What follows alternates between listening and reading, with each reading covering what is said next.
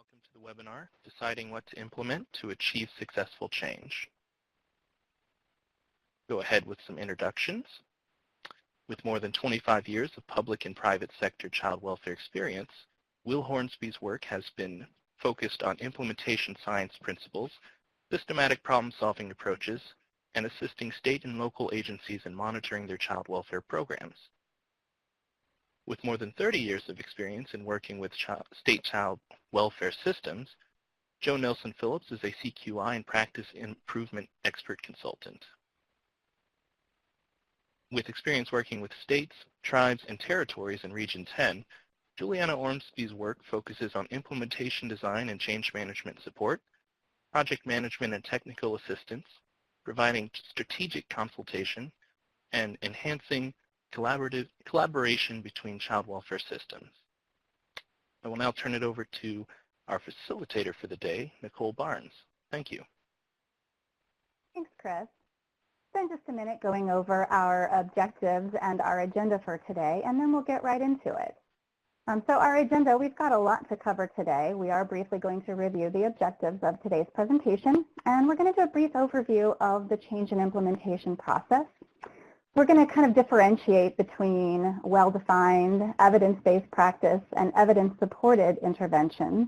And then we'll talk a little bit about preparing to select an intervention and then how to decide whether to replicate, adapt, or design a new one. We'll talk a little bit about how to define our interventions and then how you set up a proposal and operationalize those. And we're also interspersed throughout that going to hear from our expert presenters as well. So moving on to our objectives, we are going to identify the essential tasks in selecting an intervention for a change initiative and some strategies to research and assess interventions to address the problems and needs of an agency. We'll identify some barriers to effectively selecting interventions and also discuss some strategies to overcome them. And then as Chris mentioned, we will have an opportunity for breakouts at the end, so you can connect with your peers around those strategies to increase our capacity to research and select interventions for change. All right, so we'll jump right in.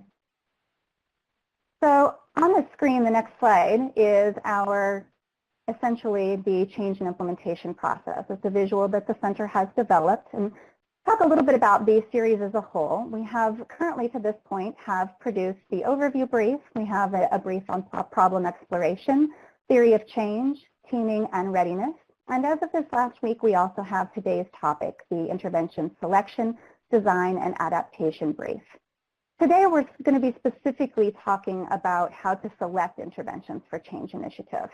As you can see in the graphic, selecting that intervention should come after a thorough problem exploration process where a root cause is identified, and then a theory of change develops that really defines the pathway from that root cause to a long-term objective.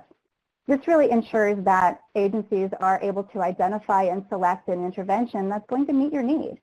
And as with all steps in the process, having a diverse team and really understanding where your organization sits in its readiness for change and also for a specific intervention are integral to a successful change effort. So we'll talk a little bit about the brief. The brief outlines 7 steps, or what we call essential functions, in the process of intervention selection, design, and adaptation. Today, we're really going to focus on the process of researching and selecting an intervention and the factors that will influence the decision of whether to replicate, adapt, or design a completely new one. We'll also have some further discussions down the road on the process of adaptation or designing a new intervention in some smaller group events, because we really want to allow for some greater opportunity to discuss those in smaller groups and sort of some of the strategies that go along with that. And then throughout the day, as I mentioned, we'll hear from our consultants and experts who are doing this work in the field on their challenges and successes in selecting interventions, and then what types of situations might lead an agency to make the decision to adapt or design a new one. So we're going to do a quick polling question. We'd like to hear about your experience with selecting interventions for change efforts.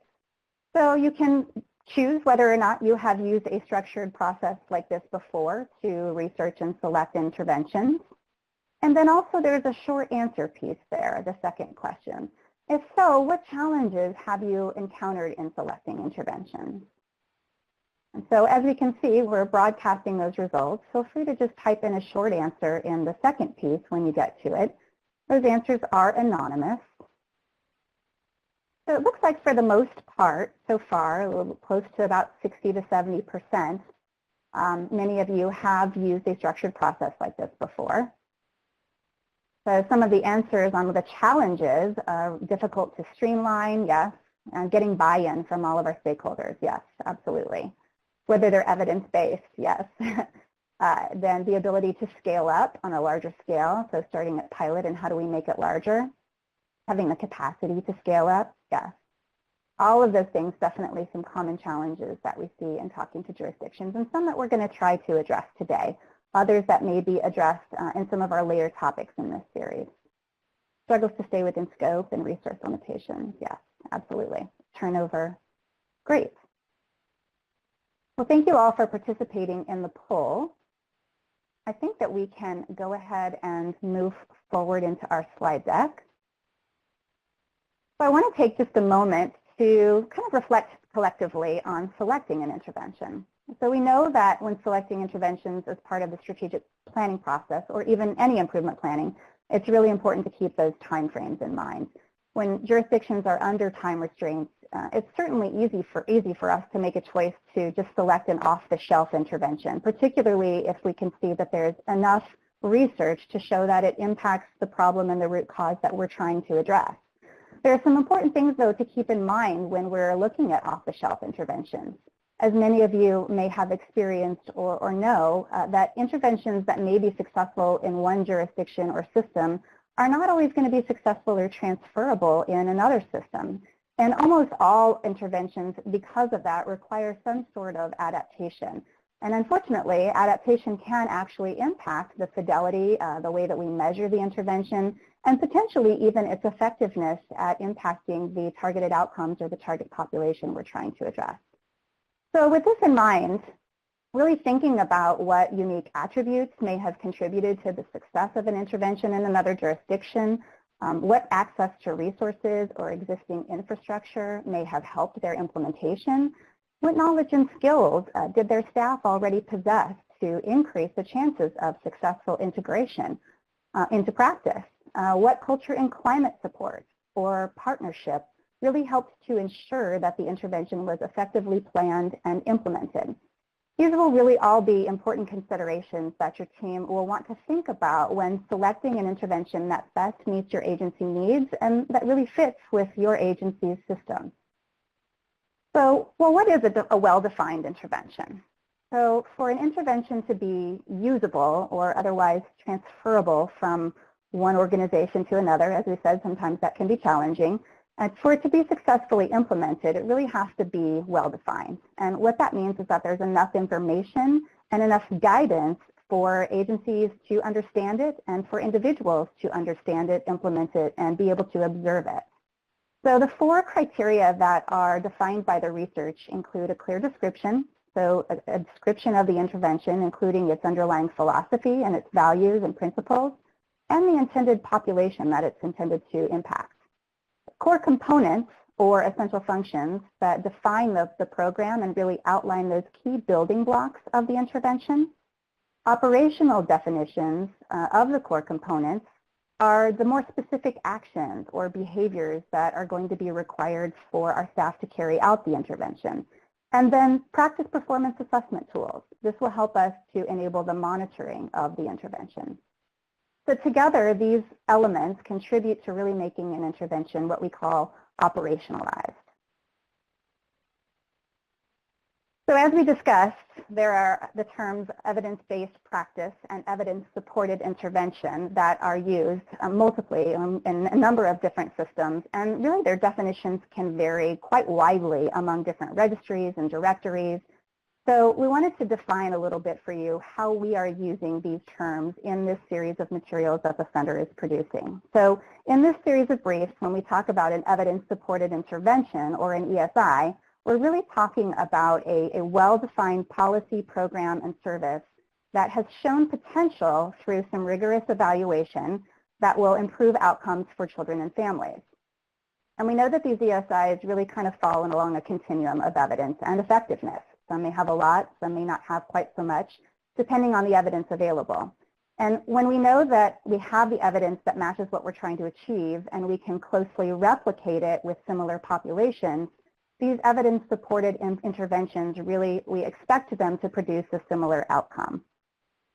Well-supported intervention will be highly rated with both its effectiveness as well as the strength of the evidence that's available. And it will consider the experiences and the values of both the families and children that it will be delivered to and the workforce who will be delivering the intervention. We use the term evidence-based practice in the series really to refer to working with a child or family in a manner that takes into account the best available research evidence, practice expertise, as well as the values and culture of family and community members. So kind of to put it in a nutshell, when a previously tested supported intervention is successfully implemented as intended and found to be consistent with child welfare practice and our target population's values, then it really becomes part of child welfare evidence-based practice. So to select the best possible intervention for the identified problems, teams should really start reflecting on all of the pre-work that they should have done to this point, including that root cause analysis, so the causes of the problem or need, their theory of change that will outline that pathway to their long-term outcome, and the target population that they're trying to impact.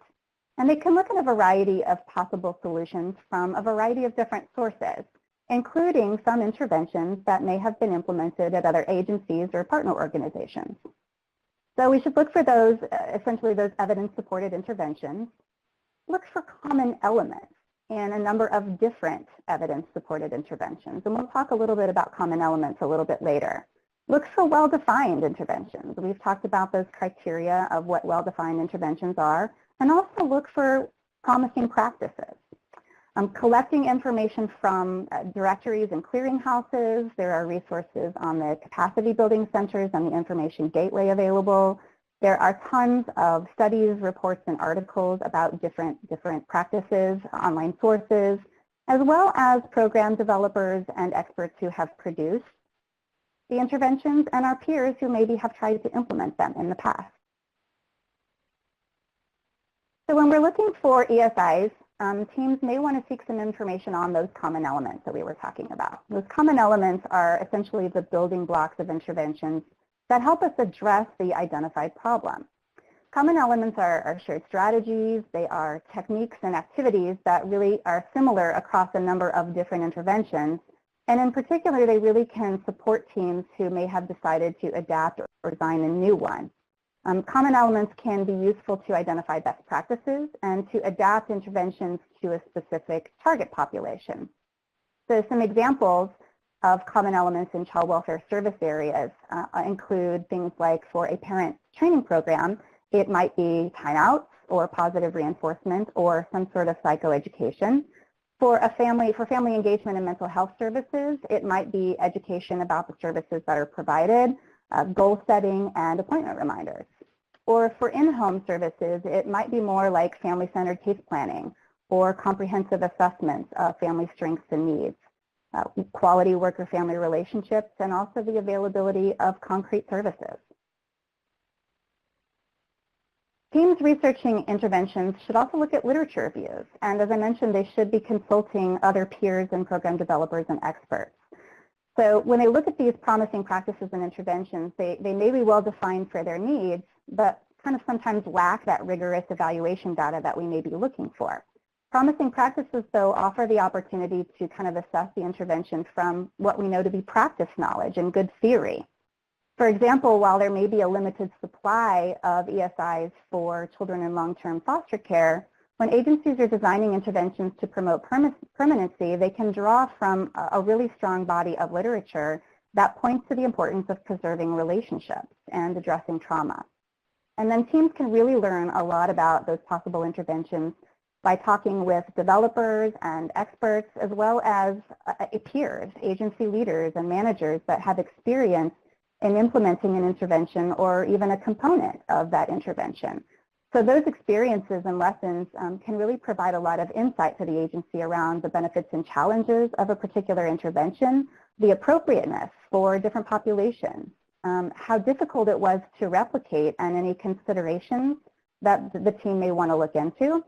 They can look at recommended implementation supports and the costs that it took to actually implement an intervention, as well as several other considerations.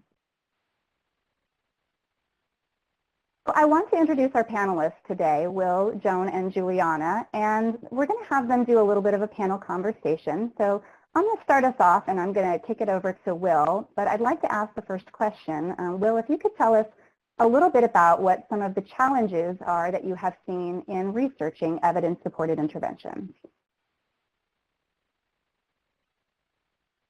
Thanks a lot, Nicole. I think a challenge that probably everybody on this line is very familiar with is just the challenge of time pressures and competing timelines that child welfare professionals find themselves in.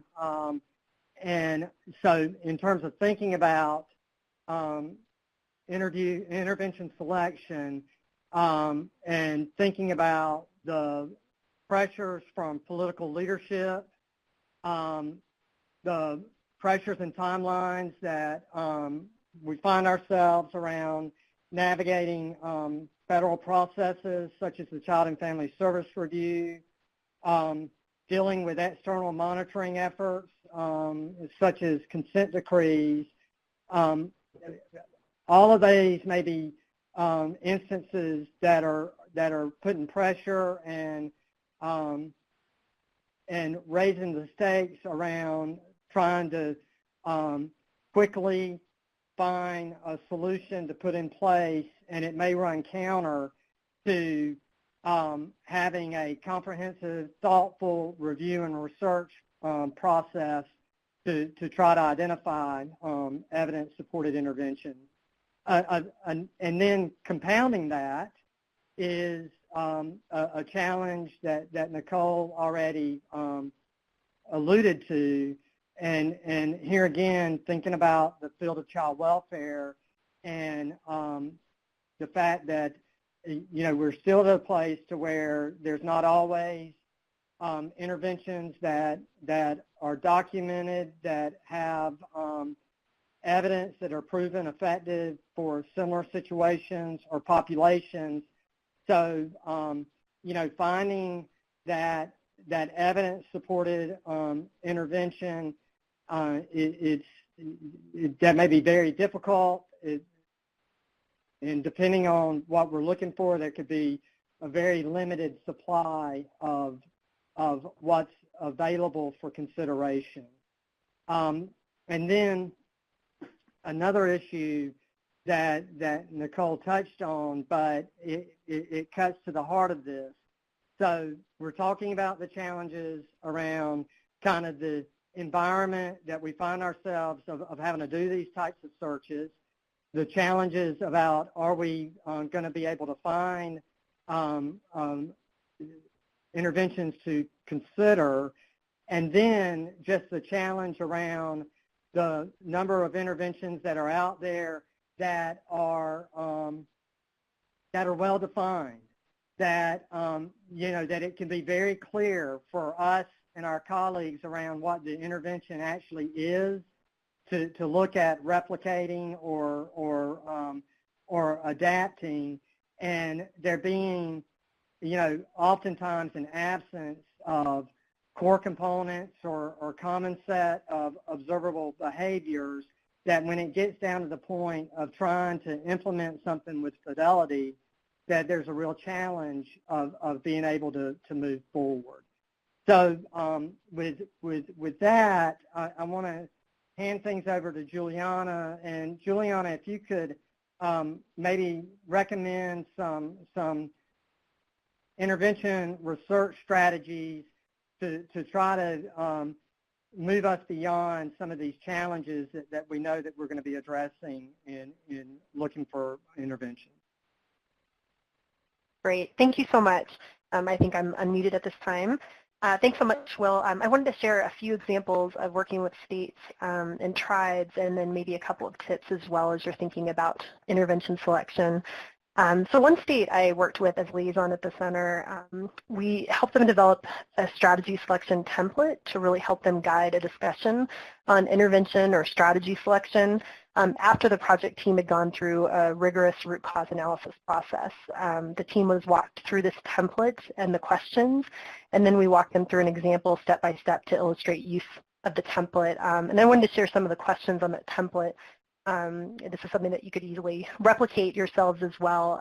But some of the key questions were really around, what have you tried before to address this issue? What new ideas do you have? So this is a real great opportunity for brainstorming, right? We're not yet at fit and feasibility, so it's the opportunity to kind of think big about what may work to address this issue. What research is out there, evidence is out there that would support that this would be a viable intervention, right? So what exists, whether it's the clearinghouse, other data, what peers have done and had success with. How do you think through the capacity changes, both technical and adaptive, that need to be addressed? What questions do you need to answer before you move to implementation?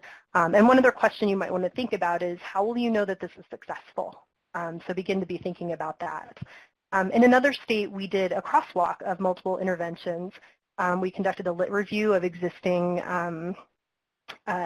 information, what others had done on this intervention, and then we shared that as a matrix with the project to really kind of compare and contrast interventions. And this document was then used to guide a conversation with the project team in the jurisdiction around which elements of the intervention they liked or maybe didn't like. And that was then used to select the best fitting intervention, and this team is still working and will ultimately use that to adapt this intervention to really be tailored to the needs of the jurisdiction.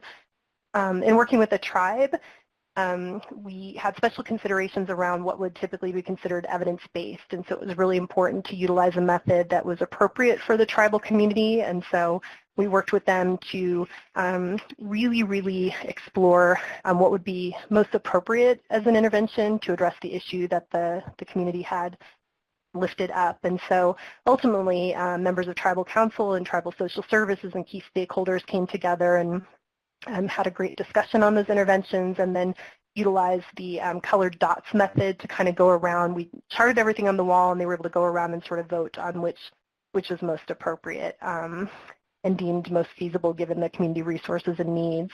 And just a couple of quick notes before we move into the next question. Thinking about some strategies that may yield more relevant and applicable information than others. Just a note, and probably found this in your own intervention selection processes, just really important to, I think the strategies that include a diverse array of stakeholders are really typically what are going to yield the best response. I think this really gets to the buy-in question that folks had that came up quite a bit in the beginning of this conversation. And so being able to include those folks who are going to have a stake in this somehow and be impacted or affected by this, I think is a really good approach. Many of you are going to be working on CFSPs. Some of you are still working on PIP development, and many of you are thinking ahead to family first intervention selection. So we'd encourage you to take the tools and conversation here and think about how you might employ a structured intervention selection process or enhance a good working process that you already have. So, but that's it for me, Nicole. Great. Thanks, Juliana. That was awesome, and thanks, Will. Great. We appreciate you guys' expertise in this, for sure. So great conversation. Let's move on to the next slide. We're going to, in this section, talk a little bit about how we can define and assess fit and feasibility, right? So does it match and can we do it? So if for each intervention that's a possibility, the team really needs to assess comprehensively the evidence that supports the intervention and whether or not that's a fit with the agency system and feasible within the system.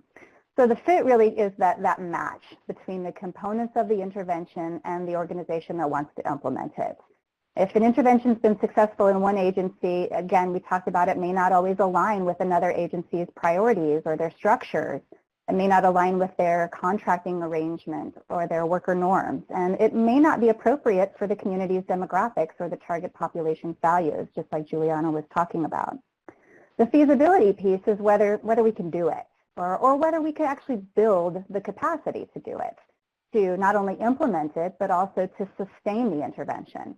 Feasibility may require that we look at various aspects of our organizational capacity, including the financial capacity or staff resources available to plan and implement the intervention. Do we have the infrastructure to support service delivery? Do we have the needed knowledge and skills or the agency culture and system partnerships to actually sustain this intervention? So next slide, please.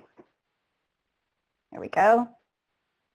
The teams should really think about examining the evidence of effectiveness for each of the intervention options that they're considering and look at how each of those will address the target population's identified needs. So some strategies might include reviewing the criteria on a clearinghouse that we talked about if it's available, reviewing studies or reports and related materials, looking for replication success with similar results, considering the evidence that's there to support implementation with your specific target population, and if not, is it possible to make some adaptations that would make it a better fit? And if needed, really looking at that practice evidence, talking with peers, developing a research-based theory that why we think it might work, and consult with other experts, consult with folks who have developed these interventions, consult with our peers who maybe have tried to implement them or parts of them in other jurisdictions to really fully explore each option. So assessing fit within agency context. So determining how our outcomes might vary by population or setting or other factors is really hard to measure. And teams often need to rely on the best information available at that time and their best judgment to assess fit within their context. And discussing those interventions with the program experts and local stakeholders like Juliana was talking about can really play a vital role in these considerations. That cultural relevance piece is an important piece of assessing the contextual fit. We really want the intervention to match the values and the preferences of the people who will be implementing it and supporting it. So for example, our caseworkers, as well as those who will receive and benefit from it, so our target population. So some other areas of context that really can impact an intervention's fit with an organization include our state or our agency values and priorities, any practice models or other ongoing initiatives that we have going on. Does it fit with those? Our agency structure, whether we are a state or a county administered system, various contracting arrangements and what their requirements are, our staff skills, qualifications, and credentials, worker norms and beliefs, our community demographics and the languages that are spoken, our target population, what are their values, customs, and preferences. And then the geographic setting can also impact, for example, whether it is an urban or a rural population, and then a number of other contextual factors that may be local to your jurisdiction that you want to consider. So assessing feasibility and capacity. When we're talking about all of the different options that we have to look at, we should really be assessing whether each one is actually doable. Can we pull this off? And teams may consider feasibility in a number of different capacity areas. So our resources, do we have the funding available? Do we have staff with appropriate qualifications and the technology to support it? So our infrastructure is things like our policies or our internal systems. Knowledge and skills. Does our staff have the related competencies to actually implement the intervention? Culture and climate. So is our leadership committed to the change effort? And does this intervention align with our agency values and norms? And then engagement and partnerships. Do we have the internal and external organizational relationships to support an implementation of this intervention? So at this point, when teams are assessing these above factors in terms of general compatibility, you really want to think, just does it seem reasonable? While you may not have the full capacity for an identified program, you'll also want to consider whether you can actually build that capacity later on to support implementation. So I'm going to turn it back over to our panel, and I'm going to hand it over to Juliana to talk about this piece of it. And so Juliana, When assessing fit and feasibility, how can jurisdictions integrate information gathered into their assessments of potential interventions? Thanks, Nicole. I think as you were saying, and really to kind of echo, it's so important for anyone supporting jurisdiction teams in the intervention selection process to really understand the contextual factors that may support or impede implementation of the intervention. And these, of course, some of these were raised early on in this conversation by folks who are on the call. So things like buy-in, scaling up, capacity to do this work. Is it evidence-based? The cost, leadership stability, turnover, patience, and so on. These are commonly found challenges, and I think the ability of teams to be able to lift these up and address them, sort of plan for them early on, will help lead to the right intervention selection and then effective implementation down the road. And so I think part of this, and we've talked about this a little bit too, is being able to consult with others who have implemented this intervention.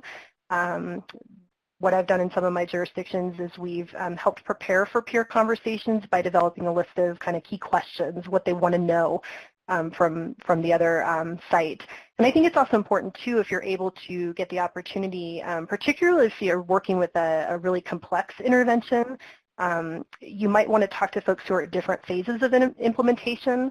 So in one example with the state that I worked with, we had a very complex intervention, and it was really helpful to talk with several sites, some who had implemented this years ago and we're now looking at sort of refreshing it, some who were sort of at the middle stage of implementation, and another team that was really starting off. And so it was really helpful, I think, for them to sort of see lessons learned from other folks and understand what to expect at different stages of implementation.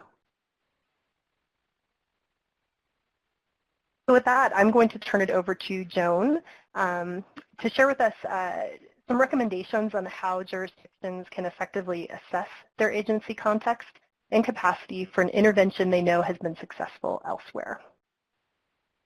Okay, thanks, Juliana. And yeah, and this obviously is just going to be building a little bit on some of what Will and Nicole and Juliana have already kind of put out there. But one thing I just think about with my experience in working with states, and I really want to highlight here, is the need to be really very deliberate in your efforts in terms of fully assessing your own agency's contextual issues. And by this I mean just like, really thinking about your agency values, your priorities, your practice model, what's going on in terms of large, ongoing initiatives, your agency structure, your operating system, your unique staff workforce issues, as well as, kind of the target population considerations. And I mention this because this really impacts your ability to be able to effectively adapt somebody else's intervention for use in your own agency. So just being a little bit more deliberative here, being able to step back and see everything. I think sometimes it's hard to do that because we're always in such a rush because we have to get things done. But forcing yourself and using a structured process like this, I think my experience would tell me that this would be very useful. I think also just taking the time and to step back and thoughtfully reflect as a team on any previous work that you guys have done in terms of, especially in areas like problem exploration and, developing a theory of change for your identified problem area.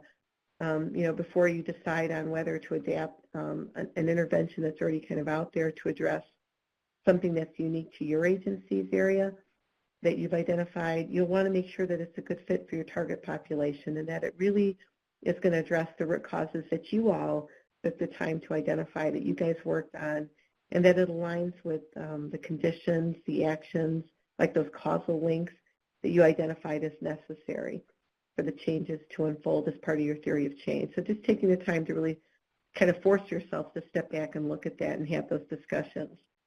I guess otherwise, in terms of my work with states, I would just say if you've already conducted any type of a formal or even an informal readiness assessment, it's useful to include the findings of that in your discussions that you're having when it comes to intervention selection or adaptation.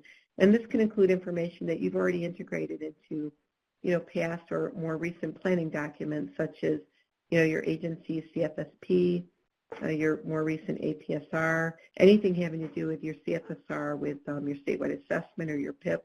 A lot of work goes into those documents. And whether there's any lessons that you've learned or others have learned on your team, good lessons or bad lessons from those prior experiences that could help inform your thinking and your decision making as it relates to selecting or adapting an intervention. Another recommendation I guess I would make is that I really think it's worth the time to consider whether you have the right team in place to participate at this particular point in the change and implementation process. And I say that because I'm sure a number of you, whether you've been part of some of these other calls before or, whether you've just done this work before, but this is, you bring a team together and you work to identify a problem and you figure out what the root cause is and you develop a theory of change. But as you go along, it's always just good to take the time to reflect on where you are in the teaming process, because it should be dynamic and the needs and what you're focusing on in your team are going to change over time. And so again, being very deliberative and you're thinking on this and stepping back to look at whether or not you've got the right people at the table for this particular stage of the change process. So for instance, the addition of program experts or specific stakeholder groups, they can play a very important role in processing through a lot of these contextual considerations that we've been talking about today. And you may also even need to schedule some additional time outside of these discussions with the team to bring other people to the table. So for instance, I don't know if it was Juliana or Nicole, but we were talking about just, who are the people that are really going to be delivering the intervention, really that you're going to be leaning on, or who are going to be on the receiving end, and making sure they're part of those conversations. I would also, recommend that you ask yourselves whether or not the goals of the intervention you're considering right now aligns well. Again, with your agency values, where you're at right now priority-wise within your agency and within your organizing or operating structure. So, taking into consideration whether you're state or county administered, if you rely heavily on providers to carry out a lot of your case practice work, are you a privatized system? Are you engaged in performance-based contracting? Do you have a unionized workforce? For some states, this is an issue where if the intervention you're considering might, create major changes in the way you deliver your services, policy changes, things like that, that actually could impact your contract negotiations. So not that you'd shy away from that, but this is all about just being kind of ready and taking all of these things into consideration. Some of the other things, a few others, would just be kind of considering the norms of your workforce. And this is really important when you consider who's going to be doing the lion's share of the work and implementing the intervention you have in mind, because you're going to be relying on them to make sure it's successful. So in many cases, this is going to be your caseworkers and your supervisors. But if it's something that's going to lean heavily on training, that's a different workforce. If it's going to require a really high, heavy lift from your IT division, then you're going to really want to make sure that you have a good feel for what the big norms and values of that particular workforce are as it relates to the intervention you're considering. And then, also just having, a very honest discussion with the team that's engaged in this about how the intervention is going to address the identified target population's needs. And if it's something that you're looking at that's worked well, if you've kind of researched something that looks like it's worked well in another place and you're really interested in it, but the target population was older youth, are you confident that you can, adapt that in a way that doesn't kind of mess with the integrity of that intervention if you're going to need to adapt it for a much younger population? Is it something that you can take from the confines of a smaller agency and then adapt it to a much larger and more complex agency if that's what your agency is like? So, whatever it is that you need to do to adapt that intervention, what supports or changes are going to be needed, you're going to need to have discussions around that contextually. And then finally, I would just focus on, the capacity areas within your agency, and again, having very honest conversations within your team and with leadership and whomever you need to have about whether your agency either has the current capacity or could potentially build or create the needed capacity in the future so that you're able to effectively implement and sustain the intervention that you're interested in, in implementing over time. Thinking about things in a very real way. How much is it going to cost? Do we have the right staff? Do we have the internal expertise to pull it off? If we need to bring in outside experts to do it right, are we going to be able to afford it? Are there going to be any barriers contractually or, legislatively, to hiring out? So just, really, again, forcing yourself to kind of have those conversations. Those are the recommendations that come to mind for me. So, that's kind of it for me, Nicole. Great. Thanks, Joan. Those were great recommendations. I hope everybody was taking notes, right? No, thank you for sharing your expert opinion and your expertise in doing this work with the jurisdictions, for all of you. So we'll move on to, we have a few more sections before we get into our breakouts today. Moving into the next section, we talked a little bit about what defines a well-defined intervention earlier, those core components. And so when we actually get to the point where we have some possible interventions to look at, we really want to pay close attention to whether each of those options is really clearly and sufficiently defined. So we want to make sure that we review all of the available materials that are included with it, consider if there is enough material there and enough guidance for us to actually implement that. We have to be able to explain it. We have to be able to teach it to staff, to implement it and to monitor it to see if it is working as intended. So teams should really think about whether the intervention is clear. Is it clear what it is? Can the intervention be easily explained to others? Is it usable? Does it have a clear description or the core components that we talked about? Does it have those operational definitions or the actions? Does it already include the information that you would need to do a performance assessment or to do your fidelity process? If it needs to be adopted from another source, is it easily transferable? Is there enough information to be able to replicate it?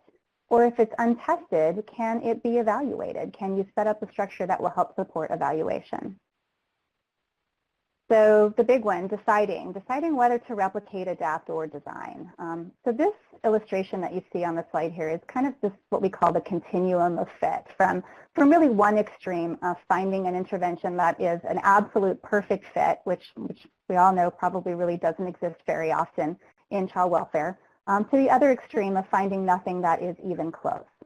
Ideally, teams will find an evidence-based or a well-defined intervention that addresses their problem and is a good fit for their agency in column 1, but unfortunately, like we said, that can be very hard to find. So oftentimes they'll need to adapt an existing intervention for their particular agency setting and context and target population, as we see in column 2 and 3, so kind of like that pretty good or that partial fit. So this might involve adapting some components or a mixture of adapting components and designing new ones. Or agencies may need to further define and operationalize an appropriate but maybe unproven intervention. If they really can't identify an appropriate intervention to implement as is or even adapt in any way, shape, or form, they may actually need to design an entirely new one. So let's look at some considerations that will help a team make this choice to replicate, adapt, or design. So does the intervention address the agency's identified problem and theory of change? We've talked a little bit already about that alignment. Does it match? Is there evidence that the intervention will work? So when it's possible, teams should really prioritize those ESIs, or the evidence-supported interventions, the ones that have strong evidence and positive outcomes, including research where it's possible, practice evidence, and really having a strong theoretical backing. Is the intervention well defined? Is it usable or transferable? Does it have the components and definitions to be able to implement and assess the implementation? If it's not well defined, but it can be, teams will need to maybe do some work to further define and operationalize that intervention before they get to implementation. Does the intervention fit the agency and population? So we've talked a little bit about that fit, consider whether adaptation is really needed to increase the relevance of the intervention to the population you're trying to work with, or whether you need to accommodate specific organizational differences. And then whether adaptation is really feasible without changing the core components or compromising its effectiveness, as Joan was talking about. So is the intervention feasible for the agency to implement? Again, do we have the capacity? Does it seem reasonable that we can build the capacity to implement it? So then you may want to consider that intervention. If it doesn't seem realistic that you'll be able to build enough capacity to implement that intervention, then you really have to continue to look for something different. And then is a new intervention necessary? Consider whether the agency really has the time or the resources, as we've talked about, to devote to developing and designing a completely new intervention. So those are just some considerations.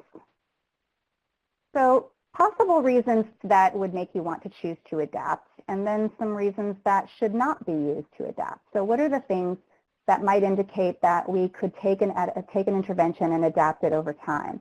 So to implement it with a different target population, perhaps, including different populations that may differ by race or ethnicity or culture, maybe language or age, gender or gender identity, whether or not it's in an urban or a rural setting, the risk and protective factors of that particular population.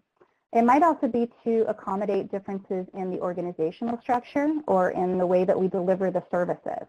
For example, is your system a public or a privatized child welfare system?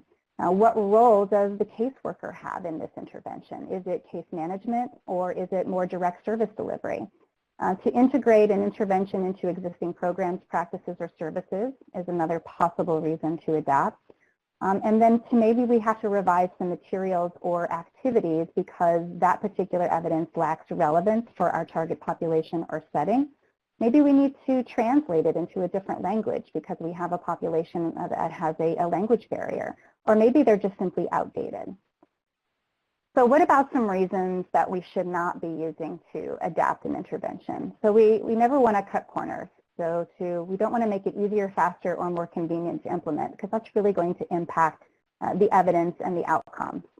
We want to stick to, we don't want to adapt to be able to stick to our current practices and infrastructure. So we want to be able to be a learning organization. And then we shouldn't be adapting just to accommodate our workforce who may or may not be familiar with these new practices. So if we have to integrate some component of coaching and training into our implementation planning, then that should be a consideration before you move forward. All right, so considerations to designing an entirely new intervention. So as we talked about, there may be some cases where there are not an appropriate ESI or even a well-defined intervention and can't find one that really fits and is feasible for the agency to implement. It may be that you actually need to design a new one. It is definitely an opportunity to customize an intervention to agency needs and to add to the evidence base, but it's definitely something that can demand a substantial amount of time as well as resources. And those time and resources are required not only for designing and developing the intervention itself, but also for testing it, for making adjustments based on what you learn through testing, and then designing and implementing appropriate evaluations of the implementation and the outcome. Designing new interventions really doesn't mean we have to start from scratch though, right? As we were talking about kind of some of those common elements, full interventions may not necessarily be an option, but teams can select and combine some of those existing intervention components into a comprehensive intervention strategy. Those components really, again, should go back and align with the team's theory of change, and the evidence and the research that we have should support their use alone or in conjunction with some other pieces. So consult and reach consensus. Juliana talked a lot about, and Joan too, about that stakeholder engagement and the teaming. It's really, really important that teams consult with the key stakeholders about the interventions that they're considering. So the groups who will receive services, for example, youth for new programs addressing youth transitioning to adulthood, or relative caregivers for kinship support programs. Any of the groups who will provide, coordinate, or oversee those services. So our caseworkers, our program managers, any private contractors that we have that might be providing services, or other community service providers. And then any groups who may be interacting with or be impacted by the intervention. So some of our system partners like lawyers and judges, foster parents, and even our community service providers. So We want to make sure that we consider all of the available information and input and consider all of the team members and decision makers to decide which intervention will likely have the best impact and be a good fit with the agency and our target population. And oftentimes, that decision is going to reflect one of the three paths that you see there on the slide. So oftentimes, we're going to be replicating with a minor adaptation, or we're going to adapt an intervention with major changes, or in that sometimes case, we do have to design and develop a completely new one. So I'm going to turn it over to our panel for a few more moments of conversation around selecting interventions in practice. And so I'm turning it over to Will first. So Will, I'm hoping that maybe you can share with our participants some guidance regarding how you might make the decision to replicate, adapt, or design an intervention. Yeah, thanks, Nicole. I think that this, I love, as John was talking during the last questions about her keying in and thinking about within your agency, within your situation, trying to think about really doing the analysis and the assessment around the context of where you find yourself, where your agency finds yourself. I think that with this intervention selection and design adaptation brief that is now available, the slide 25 of this PowerPoint, and it's exhibit 4 of the brief, is that continuum of fit that Nicole was talking about. And it's, it kind of lays out in terms of thinking about the decision to replicate, adapt, or design. And, we really think it makes a lot of sense to work with your team, to work with the people who are looking at intervention selection, to kind of think through this continuum based on the research, based on the analysis, based on the feedback that you've gotten from stakeholders, and really looking at, where does it fall along this continuum of being a perfect fit to not even being close, and then what direction is that going to drive you in terms of moving forward. And another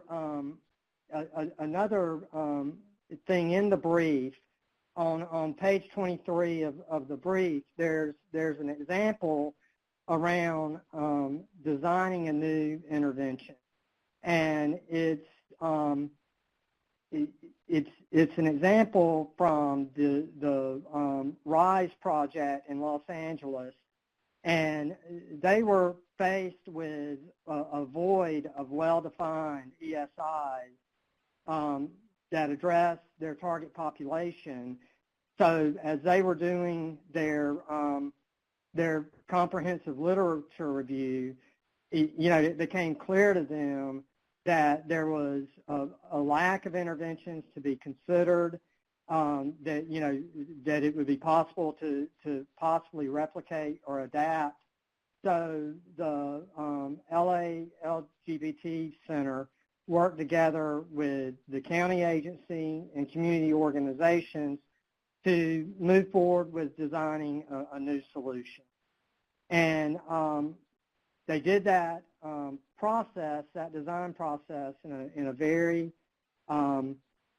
focused way that was based on implementation science approaches. And the project team started with a theory of change and identified 2 key barriers to permanency for their population. And they theorized that if LGBTQ youth in foster care and their families were competently identified and appropriately served, they would achieve safe and stable permanency. So the project team used research and evidence to inform their design concept. They conducted a research review to identify risk and protective factors and promising practices closely linked to the target population. Their research included interviews with youth formerly in foster care, focus groups with foster care staff, They convened an expert roundtable. They did case record reviews to identify barriers to permanency. And the team used all of that research and that information to develop a design that was going to address the needs of their population at multiple levels, and that was going to the level to specify the core components so that it would be clear of what the intervention is, and set them up in a way to where they can move forward with implementation with fidelity. The reason that we're highlighting this example, and it's picking up on Nicole's description, is that when we're on that end of the continuum of not even close and looking at designing a new intervention, then the full team, the leadership, everyone involved needs to understand the time, the effort, the expertise that it takes to design and build a new intervention versus replicating or adapting. There are times that it's necessary, that's the direction that we have to move, but it's a decision that needs to be well informed by the data, well informed by the research, well informed by everybody understanding what the organization is taking on, then to move forward with designing a new intervention. So Nicole, I think that's getting at this part of the discussion. Absolutely. Yeah, I couldn't agree more, Will. And thanks for sharing that example. Again, as a reminder, folks will have access to that brief in the breakout sessions, and that it is also currently available on our Change and Implementation webpage. So thanks for sharing. So let's move on. We have a few more slides before we're moving on to our breakout sessions. So let's talk a little bit about some of the common mistakes. And we've talked about a lot of these already, right? So not fully assessing fit with other interventions or initiatives currently being considered or currently in use. So it's important to look at how an intervention fits within the agency and considering how it may complement or how it may hinder other initiatives is just as relevant and should be incorporated into assessing each intervention considered. Moving too fast. We've talked about it a number of times. Intentionality is key, and I know that that's a difficult balance when we are pressed for time and have to move into a decision-making situation quickly. But taking that time to thoughtfully consider the interventions in the agency's fit and context, and then making that decision to replicate, adapt, or design will really be critical to their ability to implement it effectively. Joan said it a lot, and Juliana, not including all of our stakeholder groups in reviewing and assessing the fit and feasibility of the intervention. Those who are going to be doing the work, those who are going to be receiving it, likely have the most valuable input on whether or not they think that intervention will be successful. And then not fully committing the resources needed to replicate, adapt, or design an intervention. So, if you know you're not ready, but you choose to move forward anyway, or you don't have the capacity, but don't have a plan to build in the capacity to actually implement, it's going to be very challenging to actually see the outcomes that you're looking for in a particular intervention. So let's talk a little bit about defining the it. So regardless of whether we are replicating, adapting, or designing a new intervention, we have to be able to define the it. So this means that we have to be able to explain the intervention and all of its parts in really simple terms so that our stakeholders are clear on what it is and what needs to be done to actually carry out the intervention. And so there are a couple of key things that you need to consider before developing a proposal. So you want to state the intervention's purpose, goals, and underlying principles. So it's essentially a purpose or a mission statement that will very briefly describe what the intervention does, why it does it, and how the goals should outline, and the goals of it, and that should outline the expected results. The guiding principles really are the norms and the values and the philosophies that shape those components and activities and the decisions that will be made throughout the course of implementation. So a child welfare principle might include, for example, the importance of integrating youth and family voice in our program development and service delivery.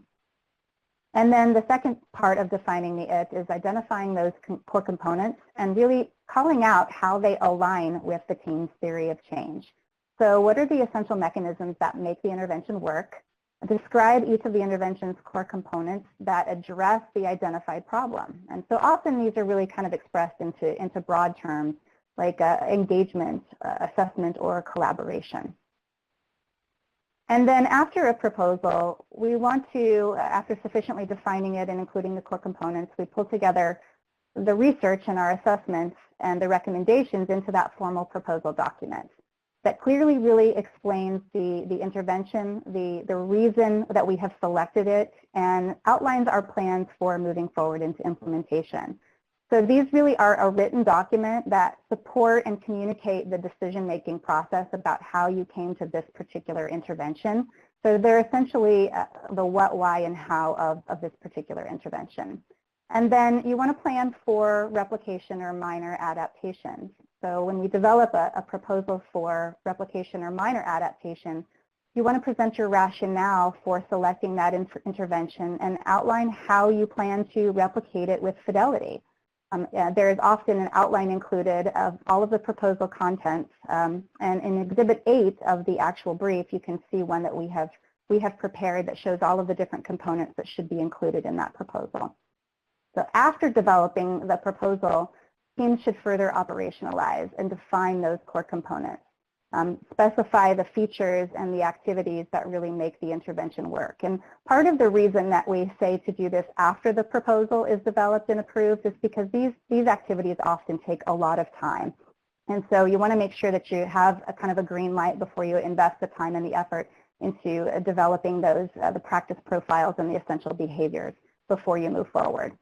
There's also a lot more information in the brief about how to create a practice profile, as well as more information about adaptation. So feel free to get that resource whenever you have the chance. Before we move into the breakout sessions, I do want to take just a couple of minutes to do a quick poll. There's 3 questions, and don't feel obligated to answer all 3 of them. We'll leave this up for a couple of minutes, but if you only have time for one of them, feel free to answer. And what we want to ask you is, what are some of the mistakes that you have seen when selecting an intervention? What impact do those mistakes have on the implementation and the success of the intervention, or what impacts have you seen so far? And then what strategies would you recommend to prevent some of those common missteps? So we want to be able to take some of these responses into the breakout sessions so we can have some really good continuing conversations about intervention selection. So rushing to a solution without doing any of what you've been talking about. Yes, yes, yes. And not evaluating. Yep. And not including youth and providers on the planning committees. Absolutely. That stakeholder engagement and sustained stakeholder engagement is so important. And so the solution generally didn't work very well. Okay, yeah. I'm sure you have some reasons that you think that might have happened. It was unsustainable and ineffective. Yep. Follow the steps that have been well researched and established. So yes, what strategies to prevent considering this capacity in the future? Absolutely.